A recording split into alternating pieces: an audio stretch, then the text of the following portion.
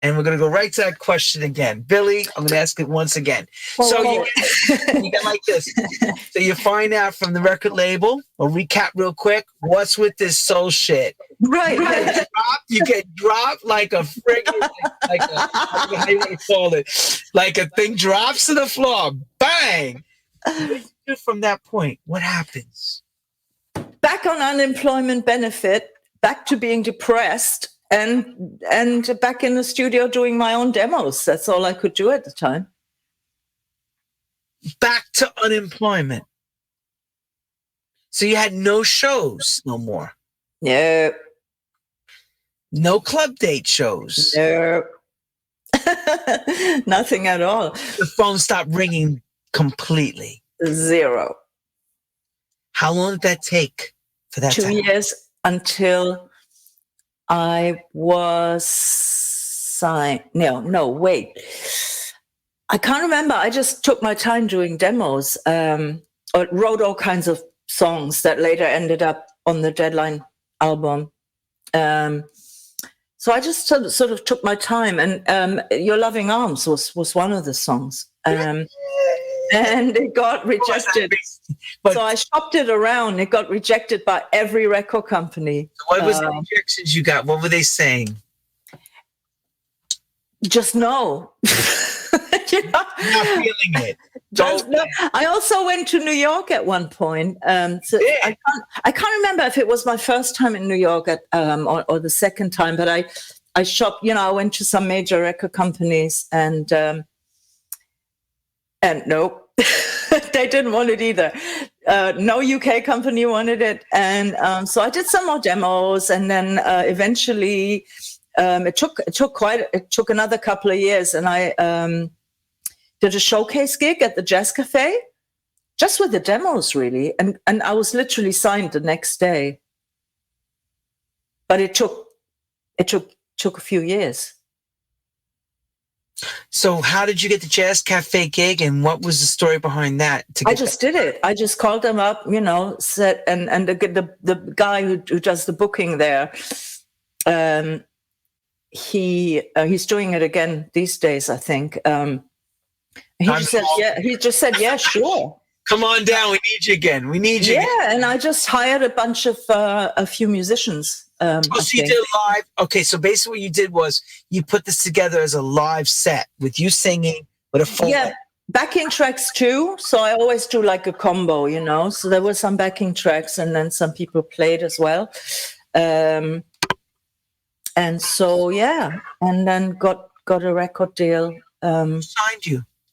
Magnet, which was Warner Music. A smaller version of one of the offshoot labels, right? One of the labels, yeah. Same building and everything. So they had like their own. Did they realize when they signed you that you were the person behind Electribe 101? Oh, yeah, sure, yeah. Because I had approached them before with my demos, and I think he wasn't sure or whatever, and then he came down to the show. So. Okay. So what happens now? You get signed? Signed. We discussed which song would be the single. And I said, well, I have a feeling Your Loving Arms would be great. And he said, okay. And then we hired the Grid to... Oh, I remember the Grid. Oh, wow. To polish. The production on the demo was already pretty much that, because I was really into my... it's quite a commercial sound, really, but I was into that at the time. I just wanted to have some fun, with for a change, and do something that was accessible. I just felt like it. I was enjoying all these hits that were on the chart show each week, and I was just loving all that stuff. And so, and the Grid had no problem with doing something that was just slightly more commercial, And then Radio 1 didn't pick up the song. And the A&R guy almost had a nervous breakdown. And I signed with manager Tony Gordon, who managed Culture Club, Boy George, and a lot of huge artists, and we were kind of like, oh dear, this is not good. And one day I had a phone call from the manager saying, something's just happened that's going to happen one time in your whole career, because that's what happened to Boy George. And he said, we've got like 160,000 pre-orders for Your Loving Arms, and the record company now has to re-release it. And then it went in straight at number 8, I think, and Radio 1 had to pick it up. Yeah, you have no choice at that point. Right. It's too big for them because it's in the top 20 chart. Right. So and my manager said, remember this moment, because it's going to happen. It never happens twice to people, And I was like, okay. So I was really, really, really happy. And then, of course, what I didn't realize is in New York, WKTU was just starting, which is, for those who are not familiar with it, it's a dance music station. The first one. There wasn't one before. And they did a survey on the streets saying which are the 10 most popular dance records. And I remember number 1 being Donna Summer, and Your Loving Arms was in those top 10. And why was it in the top 10? What mixes? Who was what behind it? It was Junior Vasquez's mix, I think.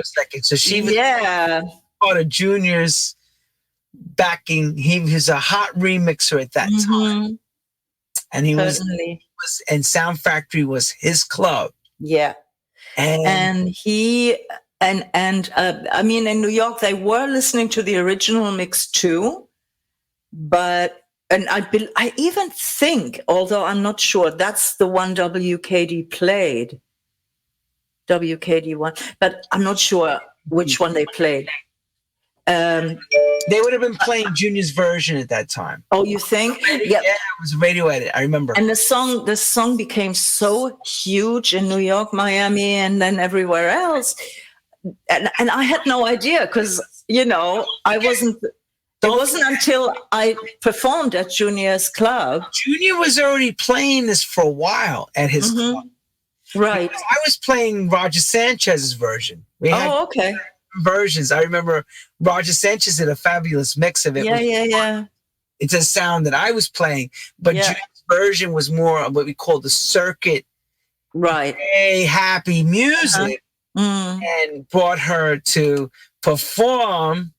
That's with Electribe 101. Yeah, I know, but wanted to show. I don't have pictures of her at Sound Factory, but she's performing. All these records at Junior's Club at Sound Factory, and now KTU, of course, that time they were all over Junior's sound. Right. So given that record would have went right up the charts. It was amazing. Like, because when I went to New York, this is the stuff you were talking about before. So now I'm realizing I've got something going on where, because literally out of every shop window, out of every apartment window, the song could be heard in the whole of New York, in Miami, it was mental. And I just realized I had something going on, and when I went to Miami to performing there in the gay clubs, oh my God, it was just, I've never seen anything like it, Crazy, didn't they? They went crazy. It was amazing, and I was really, really thrilled. And Sound Factory, when I performed there, the reaction, I had no clue. I was literally woken up at 5 a.m. in the hotel, go down to the club, you're singing at Junior's Club, and I'm showing up and I'm coming out and singing the first, or not even singing the first notes, just the music starts and this club erupts. I'll never forget it. You'll never forget that as long as you live, right? Never. It was like, oh my God. And I kind of turned around like, is this me they're, doing this for? Whoa, that was crazy. So let's everybody give a recap. Depeche Mode, Electribe 101, she's getting tomatoes. 10, 12 years later, She's now being graced as royalty. Finally, right? For a short while. For a short while. In her life, she gets that feeling of being queen of the disco. Mm-hmm. And her life changes once again. It certainly did. I enjoyed that. I really wholeheartedly enjoyed that whole thing, you know. The queen of the nightclubs. Because it's very difficult to have a song that becomes an anthem like that. That record was an anthem for people. And today's a classic for us, of course, but at that time. And you know how it is in New York when you have a hit record, people know you. They make it their business to know you and know your name, which isn't so much like that in Europe. But I enjoyed being treated really well everywhere I went. It was just one of those really joyful times, you know. And it wasn't an ego thing or anything, because I don't suffer from that. But I just enjoyed going places and people saying, "Oh, it's you. We love what you do." You know, it was really, really nice. Take us on the trip. So how long do you keep traveling off the record? And how long does this success? A long time. I moved to New York. You did live in New York. I lived in New York for a year and a half. I moved there in 1998. Okay. Or 97. I can't remember. Anyway, and just sort of wanted to see if, you know, what I can get going there. But I think I'm too weird for America, you know. Why do you say that? Because they didn't know what to do with me. They're like, you know, you know what it's like in America. You're not Celine Dion, and you're not the Prodigy. So that we get that, and we get that. Anything in between, if there's no market for it, they don't get it. It's light years behind everywhere else. You know? Let's everybody understand. If you were trying to put yourself, I'm going to use a blatant statement. If you were like a Barbie doll, like when we all know what Barbie doll looks like, you know, it's the Barbie Playhouse, and you're selling your image to a record label. How do you explain that? What when you say I'm too weird, what does that mean exactly? That I don't look or sound like Celine Dion, and I don't sound like some underground punk thing. I'm somewhere in between. So you don't sit, and in between doesn't work in America. You know, it has to be black or white. It's all compartmentalized. No, so basically, there's no gray area, no in between. Yeah, so they're like, you know, and I did have some really good songs to follow up as well, because I was really good friends with my publisher in New York, you know, from Warner Music. He was really championing me, and he was really proud of the songs that I had, you know, to follow it up with, but they didn't get signed. I think I was just too European. Is that a thing? Maybe. I don't know. You know? No, because, you know, David Bowie worked. There was some different types of acts that worked in America. Yeah, but don't forget, David Bowie worked when he sang Let's Dance, you know? Yeah, but let's not forget Ziggy. Which is a really universal thing, yes, you know. Let's Dance, everyone understands it, you know what I mean? And it was Nile Rodgers' production, and you know what I mean? So it was like something that was working for America. And then so I went back. back to Europe. Back to New York? Yeah, but I enjoyed myself in New York anyway, but I just didn't feel culturally it was right for me, and I was right for it, you know, whatever it was. So I went back to Hamburg, and then I moved to Hamburg for a little while because I just sort of needed to get away from it all and be somewhere different. Right. And then I met someone who financed my album 18 Karat Garbage. So I started recording pretty much straight away in Hamburg. Well, I didn't record it in Hamburg. I recorded it with all sorts of people in Hamburg, London, in Memphis, Tennessee. Oh, wow. Yeah. So that was great. You know. And did that get picked up by Magnet as well, or that? Was... No. I was long dropped by then. See, you forgot that part, everybody. Wait. So we got the soul version of Electribe. What did they tell you this time? Too weird. They said, because I had the demos for 18 Karat Garbage. They were 18 karat. They were demos with a little drum machine, you know, and they were cute, but they were very like soul music type of things, you know. And they said, no, we want you to make a disco record. And we want you to do a disco record, and it'll be some cover version. And I said, oh, that's not going to happen. Bye. So off I went. And so I guess they were quite happy that I said no. They could let me go. And so then I've been a free agent ever since, you know, which is great, actually. Okay. And you have been sustaining yourself, thankfully, through it all. With the ever-changings of this music and as well as the technology's changed, because you've been part of our vinyl cassette CD generation that has now had to accept the fact that your music is now being streamed. How do you deal with that? When Spotify appeared on the scene, nobody knew what it was and why their music was on it. Even labels didn't know, because what happened was distributors were just delivering it to Spotify.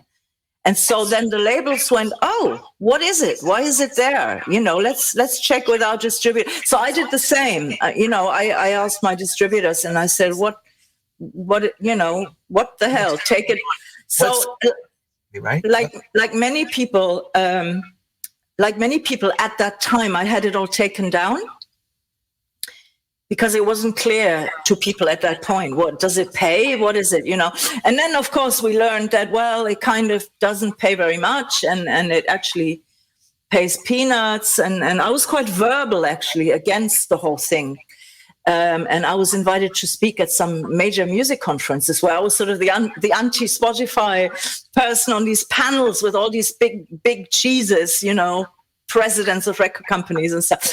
And I would tell them, like, look, you know, you better work on that business model of yours because we're not happy, you know. And I think where we stand at the moment is that everyone has to make a decision as to whether you take what's available or you totally opt out, you know. And as it stands now, the sheer fact remains that if you have a lot of streams, it does add up. You do get paid.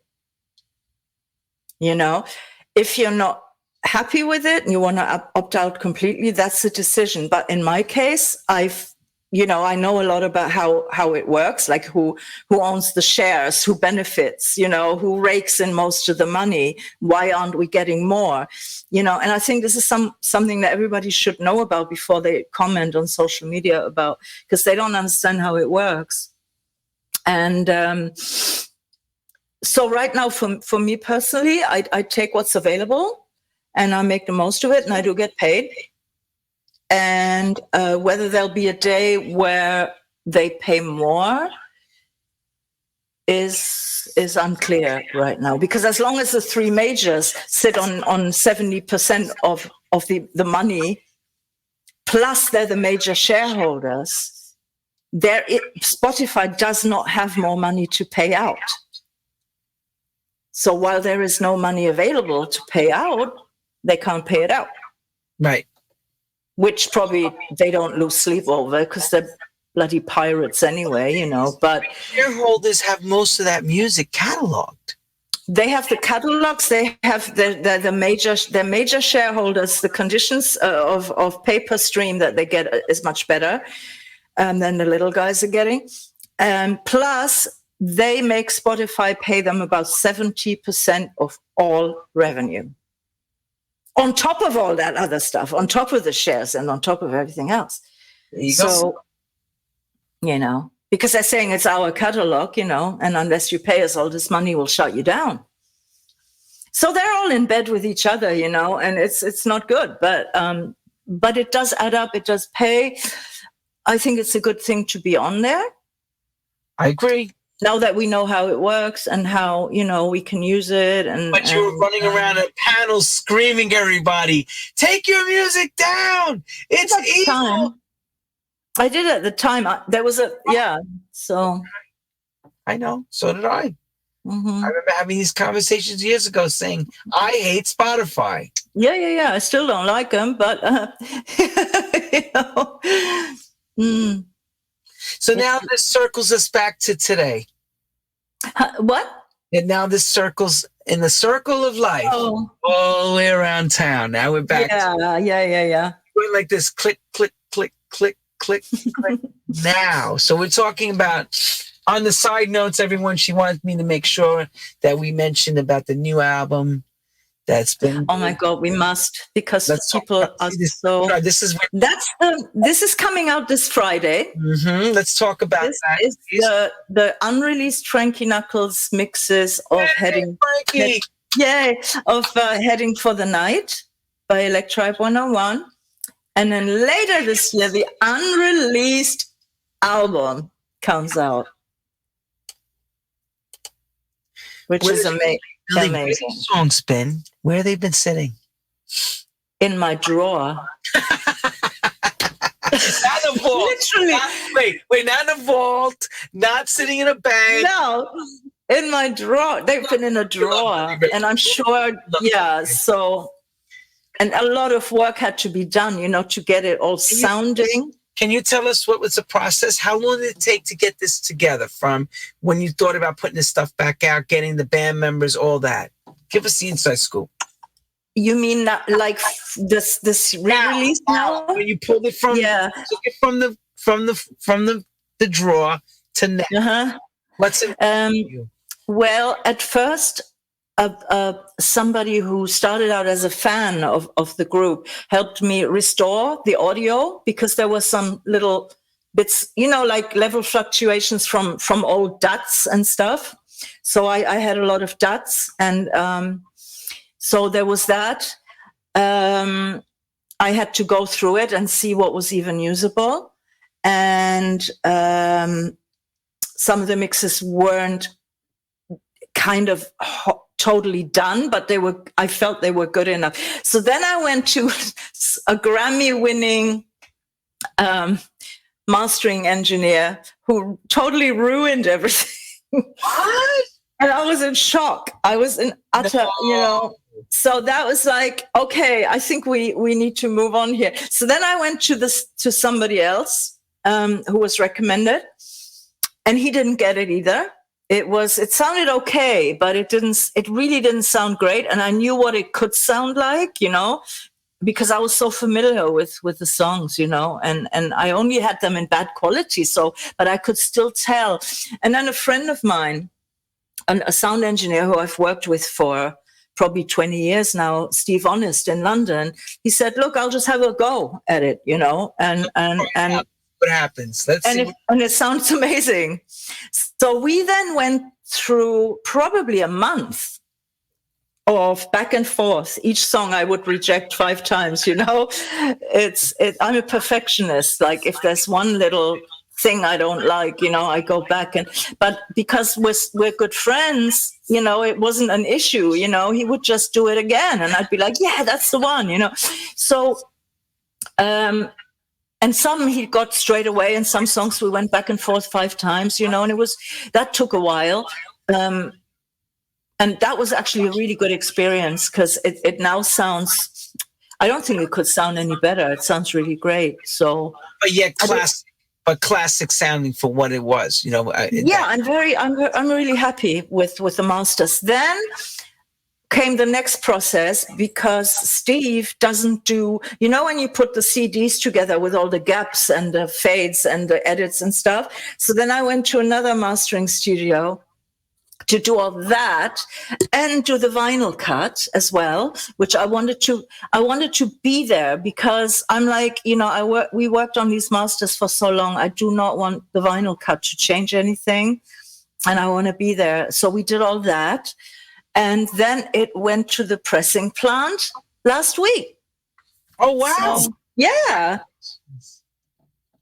And the artwork is done.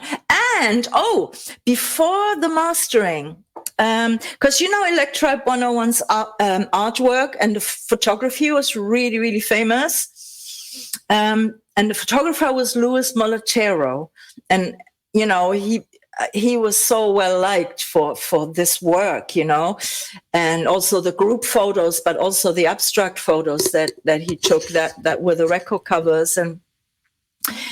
And Lewis, I actually tracked him down in New Zealand where he lives, and he went into his basement archives and actually found all the unreleased Electribe 101 photo negatives. Oh, wonderful. So he FedExed them over from New Zealand, and then they had to be restored because some of them were damaged and, kind of missing or low res and, all this. So I took them to like this really major professional printing place where they worked on those images. And so the album and the single all has Lewis's original work, and a lot of it not seen before. It's beautiful, but made for the group at the time. So it's a real labor of love. It took so much work, So who's releasing this? Is it you and the group, or is it a record label that's doing it? I'm putting it out on my label. Okay. So please, Billie Ray. But I'm doing it on behalf of the group. I spoke with Brian from the group about probably a year ago now or more, and got his approval. So and I'm just doing it on behalf of the group because we're not really in contact. So I just wanted to be sure they know about it and whoever's around knows about it. So. We can't wish you more than the best and all the success, and we hope that you sell out on all the vinyl and all the physical copies and it streams like crazy and bring a ton of more work in.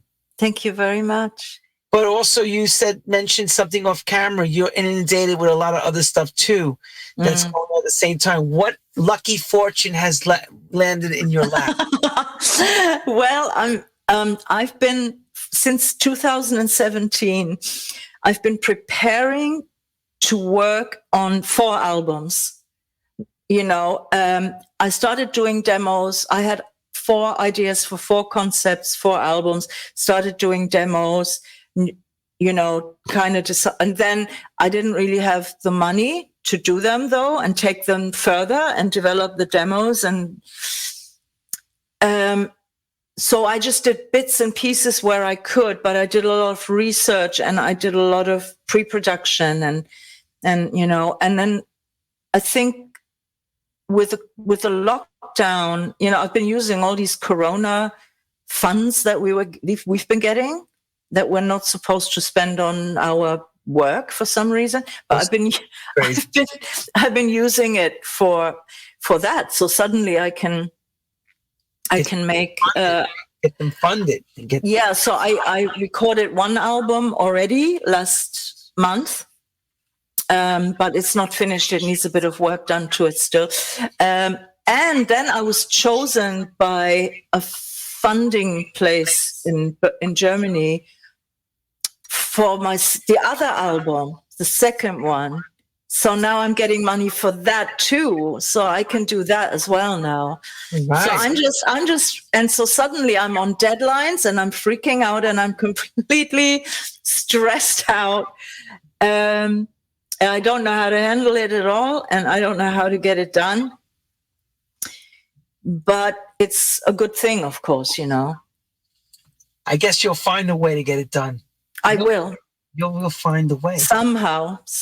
This far, look how far you are now. Yeah. Billie, we can't thank you enough, my dear. Thank you. You are a legend, an icon of the underground and also of the pop world. Weird. In a weird way. In a very weird and fun way. Mm-hmm. Anybody that knows our friend Billie Ray, she says it as it is. Trust me. She tells you when she needs to tell you what you need to know. And she says it with no filter. She does. Because I've dealt with it. I know that the filter is no longer there, and she will tell you, and that's if she knows you. Of course, she wouldn't. I guess she wouldn't just do that if she didn't know you. But we can't thank you. Of course, we want you to keep doing what you do, and you know what? Weird is what you are, and it's a beautiful thing. Thank you so much.